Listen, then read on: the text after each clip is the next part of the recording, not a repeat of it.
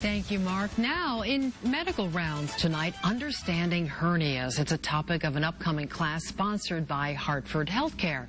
And Dr. Chike Chukwumah, director of the Hartford Hospital Hernia Center, will be hosting that class, and he's here to tell us more about this condition that affects so many people. Good evening, Dr. Chukwumah. How did I do on your name?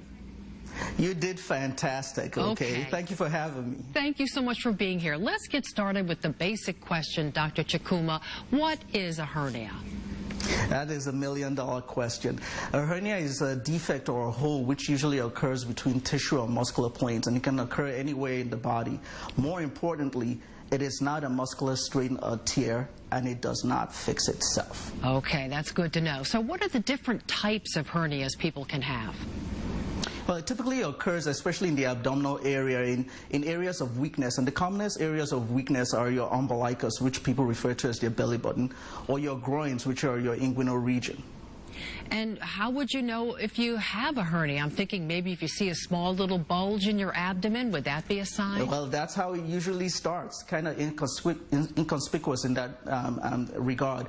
It's a lump or an asymmetry which may be reducible or non-reducible, and depending on what goes into the hernia, it can be painful, associated with discomfort, which could be sharp or dull. And if you have your bowel in it, for instance, you may have nausea, bloating, or vomiting, or your bladder in it, you may have urinary frequency because of that. I didn't realize a hernia could become so complicated. What should people expect when they have hernia surgery, and do all hernias require surgery? So all hernias, when you say all hernias require surgery, they don't fix themselves. That is an important point. The timing of the surgery is different, whether it's emergent or elective. And how you fix them depend on whether it's a simple hernia or complex hernia. Usually for the simple, straightforward hernias, we use a minimally invasive approach, which might require an incision anywhere between 1/4 of an inch to 1/2 inch in size.